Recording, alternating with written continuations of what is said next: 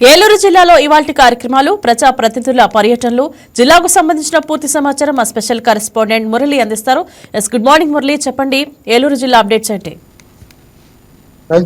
ఇంద్రజ, ఏలూరు జిల్లా కలెక్టర్ వెట్రి సెల్వి ఈ రోజు ప్రజా పరిష్కార వేదికకు సంబంధించి ఒక వినూత్న నిర్ణయం తీసుకున్నారని చెప్పు. జిల్లా వ్యాప్తంగా ఇంతకు ముందు జిల్లా కేంద్రమైన ఏలూరులోనే గ్రీవెన్స్ ఉండేది.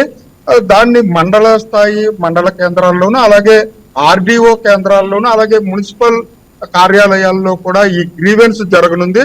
అంటే ప్రతి ఫిర్యాదుదారు ఎవరైతే ఉన్నారో జిల్లా నలుమూలల నుంచి జిల్లా కేంద్రానికి రావాల్సి ఉండేది. దాన్ని మండల కేంద్రాల్లోనూ, అలాగే ఆర్డీఓ కేంద్రాల్లోనూ, మున్సిపల్ కార్యాలయాల్లో ఫిర్యాదులు అందజేసే విధంగా, అలాగే ఆన్లైన్ ద్వారా కూడా ఈ ఫిర్యాదులు అందించవచ్చంటూ కూడా ఏలూరు జిల్లా కలెక్టర్ వెట్రి సెల్వి చెప్పారని చెప్పుకోవచ్చు. ఏలూరు జిల్లాలో ముఖ్యంగా ఈ రోజు కౌలు రైతులకు సంబంధించి కౌలు రైతు సమస్యల పైన ఏలూరు జిల్లా కలెక్టరేట్ వద్ద అయితే ధర్నా నిర్వహిస్తున్నారు. అలాగే రైతాంగ సమస్యల పైన సిపిఐ రైతుల ఆధ్వర్యంలో ఏలూరు ఎంఆర్ఓ కార్యాలయం వద్ద అయితే సమస్యల పరిష్కారం కోసం అయితే ధర్నా నిర్వహించనున్నారు. అలాగే జిల్లా వ్యాప్తంగా ఇంటర్ పరీక్షలకైతే అధికారులు అన్ని ఏర్పాట్లు చేశారని చెప్పుకోవచ్చు. ఏలూరు జిల్లా వ్యాప్తంగా సుమారు 17,600 విద్యార్థులైతే ఈ పరీక్షలో పాల్గొనున్నారు. ఈ పరీక్షా కేంద్రాల వద్ద ఉదయం 8:30 నుంచి అనుమతిస్తారు. ఉదయం 9 గంటల నుంచి 12 గంటల వరకు పరీక్ష జరగనున్న నేపథ్యంలో ఒక్క నిమిషం ఆలస్యమైనా కూడా విద్యార్థులను అనుమతించరు అని చెప్పి జిల్లా విద్యాశాఖ అధికారులు, అలాగే పోలీసు అధికారులు కూడా వినూత్నంగా ముందు ప్రచారం చేశారని చెప్పుకోవచ్చు. ఏలూరు జిల్లా superintendent of police SP Pratap Shiv Kishore అయితే విద్యార్థుల కోసం అయితే ఒక వినూత్న ఏర్పాటు చేశారని చెప్పుకోవచ్చు.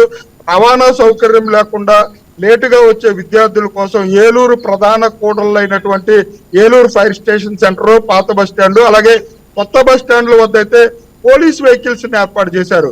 విద్యార్థులకు ఈ అవకాశాన్ని వాడుకోవాలంటే విద్యార్థులు ఆలస్యం అయితే కంగారు పడకుండా పోలీసులకు సమాచారం అందిస్తే వారు పరీక్షా కేంద్రాల వద్దకు తీసుకువెళ్తారు అంటూ కూడా ఏలూరు జిల్లా ఎస్పీ ప్రతాప్ శివ్ కిషోర్ అయితే స్పష్టం చేశారని చెప్పుకోవచ్చు.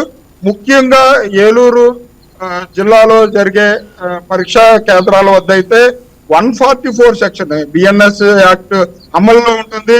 పరీక్ష జరిగే కేంద్రాల వద్ద జిరాక్స్ సెంటర్లు కానివ్వండి, ఈ ఇంటర్నెట్ సెంటర్లు కూడా క్లోజ్ లో ఉంటాయి.